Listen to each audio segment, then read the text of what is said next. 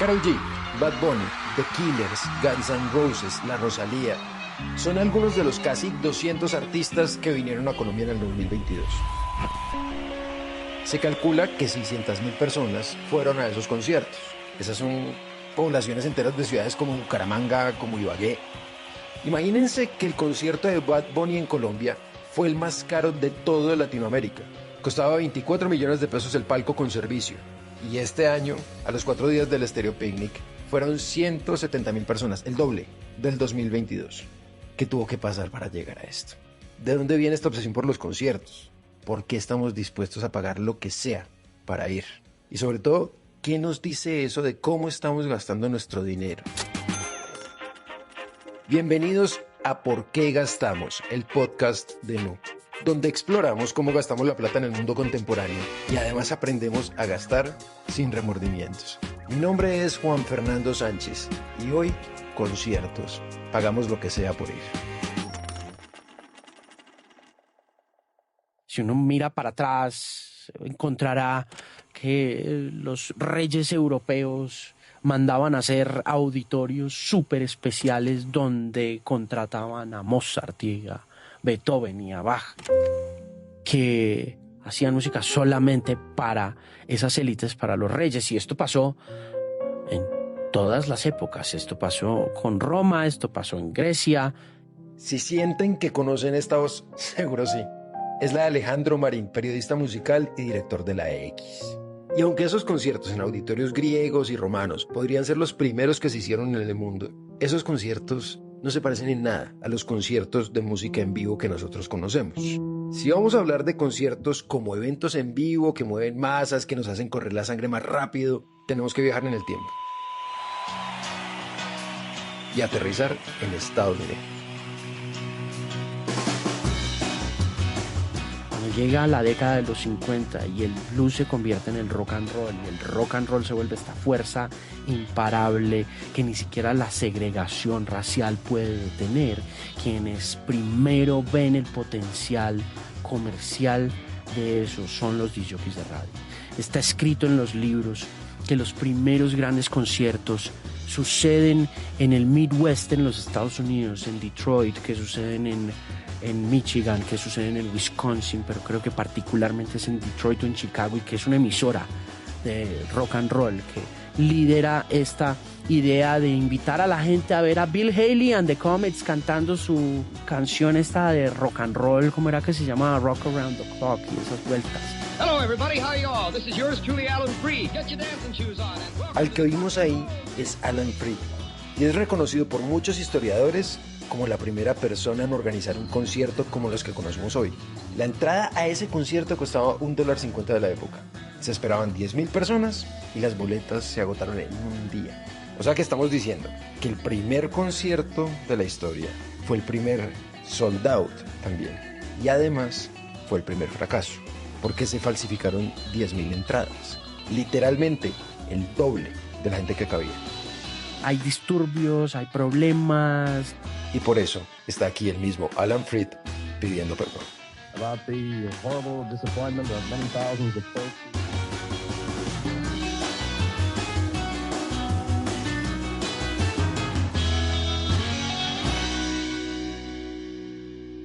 Aquí saltamos a otro momento de la historia que además es muy pertinente para nuestra historia, y es hablar nada más y nada menos que de los Beatles en Nueva York en 1965.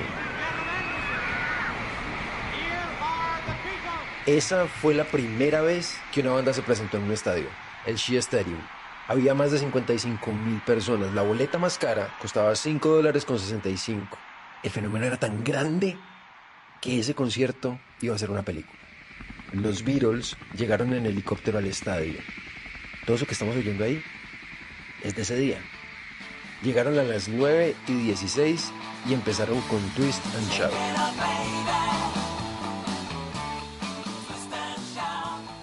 Lo que pasó fue que la emoción de las personas era tan grande que no sabían qué canción estaba sonando. Entonces Ringo Starr dijo ese día: la gente no vino a oír a los Beatles, vino a verlos. Después de este concierto, otras bandas se lanzaron con más fuerza a la música en vivo. Y en 1969 ocurre Woodstock, tal vez el concierto más impresionante de la historia, cuando 400.000 personas, eso es la población de cualquier ciudad intermedia colombiana, estuvieron 3 días viviendo el festival más grande de rock. Este concierto se hizo en una granja gigantesca en Nueva York y en su lineup había artistas como Jimi Hendrix, Janis Joplin y Santana. Woodstock fue un evento sin precedentes en muchos sentidos. Primero, porque se convirtió en un símbolo de la contracultura de los años 60, pero segundo, porque demostró la capacidad que tiene la música para reunir a cientos de miles de personas. Woodstock inspiró otros festivales similares en los años consiguientes. Está Glastonbury en el Reino Unido y obviamente en Colombia no nos podíamos quedar atrás. Nosotros también teníamos nuestro Woodstock. En la ciudad de Medellín, capital del departamento de Antioquia, se celebró el Festival Internacional de Rock a mediados de junio. El festival sirvió para hacer una impresionante concentración de hippies llegados de distintas ciudades del país y del exterior. El Woodstock colombiano fue el Festival de Ancón en la Estrella Antioquia en junio de 1971. En esa ocasión se reunieron 200.000 personas, casi 3 veces las personas que se reunieron en la primera edición de Rock al Parque 20 años después. El festival fue tan polémico que el obispo Monseñor Tulio Botero Salazar declaró excomunión para quienes asistieran al festival. Sin embargo, hasta ese momento, los conciertos simplemente eran espectáculos masivos de música en vivo. La siguiente transformación es cuando los conciertos se convierten en un espectáculo. Y eso se lo debemos a Led Zeppelin. A partir de la aparición de su canción Stairway to Heaven en su álbum 4, se construye una idea de que el concierto tiene que venir acompañado de cierta espectacularidad, porque una de las cosas que vio el manager fue que a esa presentación en vivo de Stairway to Heaven había que agregarle cosas, juegos de luces, había que agregarles unos arreglos diferentes, había que poner a Robert Plant en algún lugar de la tarima, había que construir una emocionalidad, había que construir una pasión y una emoción. Y como si fuera poco, Peter Grant, el manager y genio detrás de la espectacularización de los conciertos, le demostró a los otros músicos que ahí había una posibilidad gigante de hacer dinero. En aquel momento los auditorios se quedaban con toda la boletería. Pero incluso en el caso del Fillmore, que era como el más prestigioso de los auditorios, para tocar en el Fillmore tú tenías que pagar. Pero no fue sino hasta cuando Led Zeppelin llegó y dijo, bueno, tenemos esta idea súper clara y somos una banda enorme, Stairway to Heaven está gigante, la gente quiere ver esto en vivo, nos tienen que pagar. Y ahí cambia el negocio de los conciertos. En ese momento se transforma por completo el papel del músico. Y se vuelve, el músico deja de ser un músico y se vuelve un rockstar. Ahora, este es solo el comienzo. Aunque no lo parezca en este punto, los conciertos no eran tan importantes para la industria porque la plata venía de la música grabada. Los discos compactos, los CDs, se habían convertido en la fuente principal de ingresos de los artistas. Para hacernos una idea, y entre los años 80 y 90, cuando ya reinaba el CD, se vendieron más de 3.000 millones de discos en todo el mundo. Y aquí ni siquiera estamos teniendo en cuenta el dinero que ya se había hecho con los vinilos y los cassettes antes de eso. Hasta que a comienzos de los 2000 llegó Napster. Y acaba con eso. Este adolescente ha desarrollado la tecnología que ha revolucionado la forma en que todos conseguimos nuestra música. Napster, de internetdienst waarop muziek... Napster era una de estas plataformas gratuitas para uno poder descargar música. Después vinieron Audio Galaxy, Kazaa y el famosísimo Ares. Todas estas plataformas eran piratería pura. Y en el momento en que desaparece de los artistas esa fuente de ingresos, el negocio de los espectáculos en vivo de repente estalló. Napster fue demandado por varias disqueras, incluso por bandas como Metallica, hasta que finalmente murió en el 2002. Pero lo que no murió, o bueno, lo que no paró, fue la democratización de la música. Antes, si tú querías escuchar un artista que te gustaba, o pirateabas el CD, o pues comprabas el CD original y ya, y pues radio, no sé. Ella es María Camila González, cofundadora de Economía para la People. Ahora pues tenemos las plataformas de streaming donde tú pagas una suscripción y puedes acceder a todos los cantantes del mundo. La forma como tú tienes en tu teléfono en estos momentos acceso a 250 millones de canciones. Frente a comprar un solo CD para escuchar un solo álbum de un solo cantante, ¿no? Y ha permitido que esos inalcanzables artistas se vean muy cercanos, muy aquí. Si se fijan, esta revolución llegó en los años 2000. Boom de internet, ya hay fibra óptica. Nace el iPod, nacen las redes sociales, como las conocemos, nace MySpace, que si recuerdan, era muy usado por las bandas para darse a conocer. O sea, todo esto habilita un consumo de música nuevo y, como todo lo nuevo, un estilo asociado a lo joven. Y justamente los jóvenes de ese entonces estaban viviendo un cambio generacional que iba a cambiar radicalmente cómo las personas consumen. Yo creo que una persona arquetípica de la generación de nuestros papás, uno se casó más o menos a los 20 y tantos para tener su primer hijo alrededor de los 30. Ella es Angélica Gómez y también cofundadora de Economía para la People, y esto es clave. Hace 30 años, las bases del éxito, el sentido de la vida eran muy diferentes. A continuación habla Camilo Herrera, CEO de la firma de consumo más importante de Colombia, Radar. Digamos que hay una pequeña generalidad de gente que el objetivo de la gente era tener tierra, tener un trabajo estable y digamos que cumplir con ciertos valores del siglo XX que decían estabilidad. La palabra básica es estabilidad. Los que llegan después, tanto millennials como centennials, hay un esquema de visión de vida distinto. Estas generaciones piensan más en variabilidad o liquidez, diría el profesor Bauman, bajo la premisa de tener la posibilidad de cambiar sistemáticamente y, de alguna manera, tener lo que no tienen. Entonces, cuando nacen, ya su papá tiene casa, seguramente. Entonces, su sueño no es tener casa porque yo ya tengo casa. ¿Qué no tengo? No tengo viajes. ¿Qué no tengo? No tengo moto. Entonces, millennials y centennials se la juegan más a un mundo de servicios y de experiencias porque sienten que no tienen necesidad de arraigo. Al no tener necesidad de arraigo, no tiene sentido tener casa, no tiene sentido pensar en una carrera corporativa en una multinacional o en una empresa colombiana. Si una persona quiere viajar por todo el mundo y trabajar desde cualquier lugar del mundo, pues sentir que, por ejemplo, compra una casa puede ser como me está atando a un solo lugar y yo no quiero que me ate. Además, a esos nuevos valores y a ese nuevo estilo de vida, súmenle que son adultos que ya no están teniendo hijos y por lo tanto no están teniendo ciertos gastos y su trabajo ya no tiene el propósito de pagar una matrícula, un jardín infantil, unos útiles escolares, bla, bla, bla, todos los gastos que vienen relacionados con tener un hijo y con tener familias además grandes.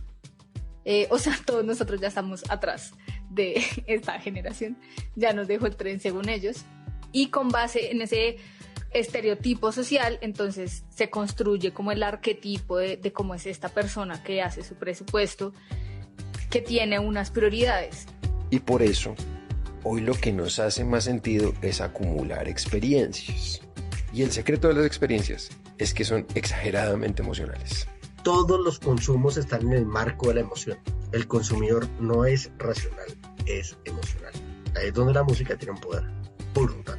Sabiendo esto, sabiendo que nosotros somos una generación que es adicta a las experiencias, o sea, viajar por el mundo, estar en un coworking, ir a restaurantes raros, la mamá de las experiencias es ir a los conciertos. Salen las boletas, uno se va de una a comprarla, va a comprar la boleta y empieza como esta ansiedad y empieza como este afán de poder estar ahí, de no perdérselo, y de una forma muy irracional uno siente que como sea, no tiene que ir. Por eso, aquí tenemos que hablar con Gabriel García, CEO de Páramo Presenta, la productora detrás de festivales nada más y nada menos como el Estéreo Picnic. Creo que todos tenemos un set de artistas por el que decimos, yo pago lo que sea. Seguramente habrá un límite, pero pues es un límite. Pues. Y esa especie de adrenalina o de ansiedad para no renunciar a ningún concierto está amarrada a 3 emociones muy fuertes: miedo, nostalgia y vanidad. Vamos entonces por miedo. Miedo a que se acaben las boletas. Si no compras al principio, corres el riesgo de quedarte por fuera. Miedo también a imaginarse que sus ídolos son personajes que se van a morir.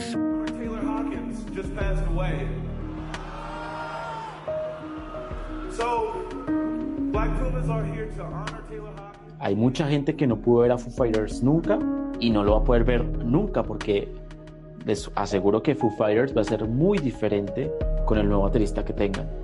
Él es Juanjo Guerrero, periodista cultural y uno de los TikTokers más importantes de conciertos que hay en Colombia.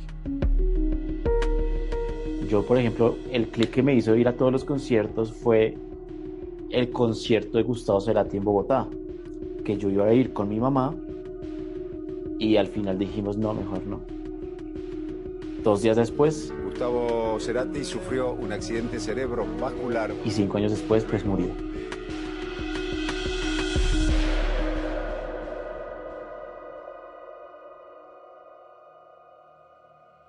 Y nunca pude ver a Gustavo Cerati, nunca pude ver a Soda Stereo en vivo, y son de las cosas que más me arrepiento de la vida, porque son bandas que de pronto uno no puede llegar a volver a ver nunca. O también está el miedo a que si no se mueren, se separen. Legendary electronic dance music duo Daft Punk is breaking up after... Adiós a una era, adiós a Daft Punk. Y obvio, cuando aparece la nostalgia está amarrada a nuestro corazón, a los recuerdos. La gente va a ver a Bruce Springsteen porque Bruce Springsteen definió su juventud. Y cuando lo ven ahí parado, se ven a ellos como los jóvenes que eran. Siempre hay algo que nos gatilla en la infancia. Eso es lo que culturalmente nosotros llamamos mi época. Los conciertos de los Rolling Stones. Una cosa como Guns N' Roses, una cosa como Metallica, Led Zeppelin, Aerosmith. La música es una fuente de eterna juventud, sobre todo en vivo, ¿no? Entonces tú oyes esa música y te vas a los momentos más felices de tu vida. Pasa una y otra vez. El artista se vuelve un ídolo de una generación y esa generación lo acompaña hasta que el artista se muere por esa razón puntual. Y para la muestra un botón. El ejemplo más impresionante de la década es obviamente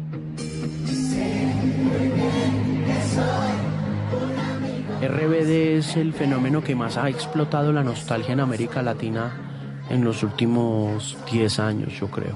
No hay otro fenómeno que se asemeje al fenómeno de RBD en términos de venta de boletería a partir de la reconstrucción de tu adolescencia. Entonces sí, RBD es un ejemplo perfecto de lo que la nostalgia puede lograr cuando la conectas a la música, ¿no?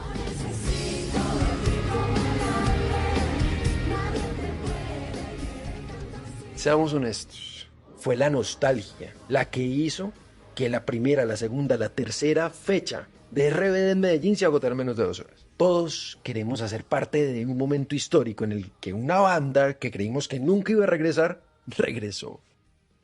Y hacer parte de este momento es lo que explica la última emoción, la vanidad. Y no hay nada que saque a relucir más esta emoción que las redes sociales. 3 outfits súper fácil para ver a Lana del Rey, ¿ok? O un concierto. Get ready with me para ir al concierto de Juan Luis Guerra. Que ya escojamos mi outfit. Esa necesidad de darle 1000 vueltas a ver a qué me voy a poner para ir al concierto. Eso es nuevo. A la gente no le importaba tanto lo de los outfits porque no había dónde mostrarlos. Ahora tienes Instagram, ahorita tienes Twitter, ahorita tienes TikTok, ahorita tienes un montón de redes sociales donde necesitas mostrar, donde necesitas todo eso. Y hace 15 años había High Five y MySpace, donde no podías mostrar absolutamente nada. Porque en consecuencia de eso, TikTok ha influenciado los conciertos en vivo, desde el comportamiento. Sobre este tema están escuchando el fragmento de un video de José M., un creador de contenido sobre música, y acá explica cómo hoy los artistas diseñan sus conciertos. desde lo que aparece en pantalla hasta cómo interactúan con el público, todo para hacer tendencia en TikTok. El artista o el show en general se convierte en un producto que el público busca comercializar en sus redes. Esta necesidad de los artistas de hacerse viral con sus conciertos y la otra necesidad de mostrarle yo al mundo que fui al concierto, pues entonces obligan a los artistas a que generen unos shows espectaculares. Yo me cuelgo de un arnés a 3 metros de altura y la otra se lanza como si se metiera a nadar dentro del escenario, y sí, como cosas de este tipo. Lo cual de nuevo genera ese miedo a perdernos ese potencial momento histórico, por lo menos histórico para nosotros. Y ahí es donde si te ofrecen alguna cosa para poder sacar plata de donde no la hay, la consigues, ¿no? Un amigo me preguntó, ¿usted cuánto se gasta en conciertos? Me puso a hacer los cálculos y pues fue una cantidad de plata tremenda. Y yo por eso dije, en la vida me voy a volver a hacer esta pregunta porque me voy a dar contra la cabeza y voy a decir, oiga, me pude haber comprado tal cosa, y ya, entonces mejor no pensar en eso. Para ponerlos en contexto, en Colombia, en el 2022, con la tarjeta de crédito de Nu, se hicieron 33.000 transacciones para pagar boletas de conciertos y ir a ver a los artistas, esos que tanto amamos. El restaurante está abierto, tú puedes ir en cualquier momento del mes, en cualquier momento del año, con algunas limitaciones básicas, tú puedes ir. El viaje, que yo quiero conocer Machu Picchu, esas piedras no se van a caer en 1000 años, fresco, puede ir en cualquier momento. Que viene a Colombia un cantante, ¿cuándo viene? Es la primera vez que viene, no sabemos si vuelve. Pues usted va. Es un tema de limitación, es un tema de escasez. Es que la necesidad no se refiere a vital. Cuando tú dices que algo necesario no es vital, no es que si no vayas al concierto te vas a morir, no. Pero si no vas al concierto no vas a vivir una cosa que va a ser importante para tu vida, que es el ser parte de. Estamos de acuerdo en que hay una cantidad de cosas que los economistas hemos definido como esto no es necesario. Pero si sé que Soda Stereo viene a Colombia y yo no voy, me torturo por años por no haber ido. Me autocastigo de una manera flagelante, absolutamente irracional, porque estamos hablando en el plano de las emociones. Bueno, pero para ser muy honestos, todos los sentimientos, todas las emociones que se mueven alrededor de los conciertos van a seguir siendo complicadas. No van a desaparecer, van a seguir ahí. Pero ahora ustedes las entienden. Y si eso pasó, desde Nu cumplimos. Cumplimos con nuestro propósito de hacer todo menos complicado. Y cuando gastar es complicado, lo que hay que entender es nuestras emociones. Y haciéndolo, entendemos por qué la industria de los conciertos parece no tener techo. Este año, los conciertos van a mover $30.000 millones. The Eras Tour de Taylor Swift aportó a la economía mundial $5.000 millones. Eso supera el PIB de 35 países. Por eso cada vez se está hablando de la Swift Economics, porque es que país que llega, país que empieza a mover la plata. Los conciertos están en un momento muy grande, muy grande de explosión. Una curva tan exponencial que cualquier respuesta a cómo van a ser los conciertos en 10 años, pues se queda chiquita. Porque es que además estamos en el boom de la inteligencia artificial. Está el metaverso, hay rockstars virtuales. Es decir, si me preguntan, yo no creería que exista un Napster, pero toda industria tiene su Napster. Entonces, mientras todo esto sigue pasando, mientras seguimos gastando nuestra plata para ir a los conciertos de esos artistas que amamos, por eso con ustedes, nuestra aliada experta en educación financiera, Karen Suárez. El mejor negocio de todos es antes de comprar entradas a diestra y siniestra, y peor más si es en reventa porque son muy costosas, es que hagas un compromiso de ahorro con tu bolsillo y que pagues de tajo lo que te mereces. Ojo, regla de oro, hacer el presupuesto. Como una de las cosas que nunca te vas a perdonar en la vida es no ir al concierto de tus artistas favoritos. Algo que puedes hacer desde el principio del año es destinar mes a mes una parte de tu presupuesto para conciertos. Aprovecha los festivales, en estos eventos terminas pagando por cantidad porque al final puedes ver muchos más artistas que si pagas solo por un concierto. Obvio, para que esta opción tenga sentido para ti, pues hay que empezar a revisar el line-up y ver qué tantos artistas que te gustan se van a presentar y si vale la pena realmente hacer esa inversión. Y no te olvides del PRE. Además de la boleta, recuerda siempre contemplar los gastos de transporte hasta el lugar del concierto, la alimentación y tener también un colchoncito por si cualquier cosa ocurre en el evento. Recuerda que además estos gastos los puedes compartir con tus amigos, así que hagan una lista, metan el mecato y ahorren siempre en esas cositas. Y bueno, con todo esto solo tenemos un propósito. No importa si vamos a 100 conciertos, a 20 o a 1, vamos a hacer lo imposible por ir. Vamos a llenar estadios y vamos a gritar de emoción cuando salga el artista y diga: Buenas noches, Colombia.